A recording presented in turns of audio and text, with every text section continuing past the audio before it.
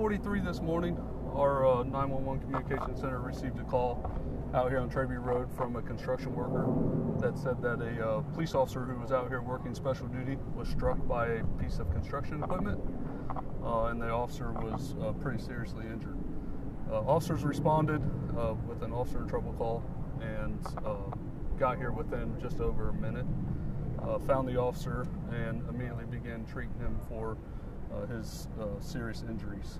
That officer was transported to Oshie Main Hospital in critical condition. It's my understanding that he's since been upgraded to stable condition, but still has some very significant injuries that he's being treated for at the hospital. Investigators with our accident investigation unit are in contact currently with OSHA, and OSHA is on their way out here to the scene, and they're going to work hand in hand to progress this investigation to try to figure out what exactly happened. Right now, as you can see, Trayview is closed between, I believe, McKinley Avenue and Riverside Drive, and it's going to be closed for a significant amount of time while investigators go through the scene here. I'll try to answer any questions I can for you. At this time, we're not releasing the identity of the officer. I can tell you he is a 26-year veteran of the division, though.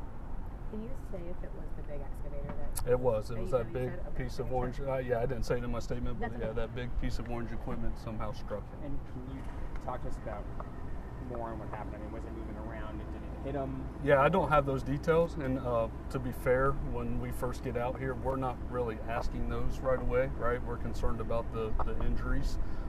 So we slow things down, we separate the parties involved, and that'll be for the investigators to ask those questions, so we don't have those answers right this time. I don't know what piece of the equipment struck him. I don't know if he was struck by the, we call those things that moves on the roadway, or if he was struck by the bucket. That I don't know. Someone operating that, I assume? Somebody was operating it, that is correct. And he was out here, was he by himself? Was he with a partner? Was he or she? He was out here by himself, working special duty for the construction company. As you can see there, the roadway shut down, but I don't know the ins and outs of their contract, but there was a cruiser here that he was with, and then he was outside his cruiser. For something like this, obviously this has been under construction for I think quite some time, would that put him in, what side, in the middle of the road, getting, My understanding is he would have been in this, like this somewhere in this 2 lanes, but I think closest to the center, if that makes sense. So one lane in from the curb, not the curb lane, but 1 lane in. Do you still have the driver of the excavator? We do. Here? Yep, we have all the construction workers are here at scene. Like I said, we just don't have many answers because of the investigators are just now our investigators are here. We're waiting on OSHA to get here, and they'll slow everything down and do interviews and hopefully get some answers. Do you know what company it was? I do not have the name of the company. Can you talk about what injuries he sustained? Just very significant lower body injuries. I do not know if it's legs, feet, ankle, I don't know, but lower body injuries. When this happened, can you talk about, anybody with the construction company or just bystanders jumping in before emergency crews got on? Yeah, I don't know because I haven't talked to them, but my understanding was kind of all hands on deck with treating the officer. I believe there was a tourniquet applied at one point. I believe that was done by a responding officer, but I'm sure there was plenty of help from the construction workers here at scene in helping treat the officer from their injuries. And I know this is all super early, but do you all expect charges here, or was this an accident? That's all part of the investigation, right? I would like to think that this was all just a workplace accident, but that's up for the investigators to determine.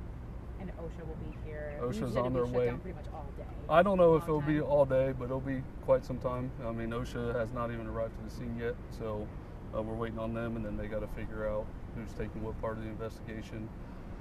And then they'll do all their interviews and measurements, all that stuff.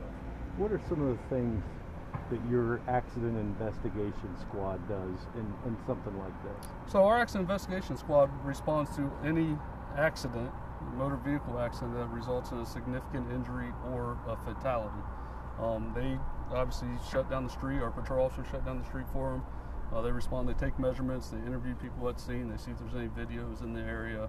They'll do everything to try to figure out what happened and how it happened, and then they determine if charges should be filed. Like I said, this is a little bit different because this is a workplace, so that's where we're working through right now, is if our accident investigation unit's going to have a bigger hand of it, or if they're just going to work in conjunction with OSHA. And that's why they're waiting on their investigators to get out here and determine who's going to take the lead on the investigation.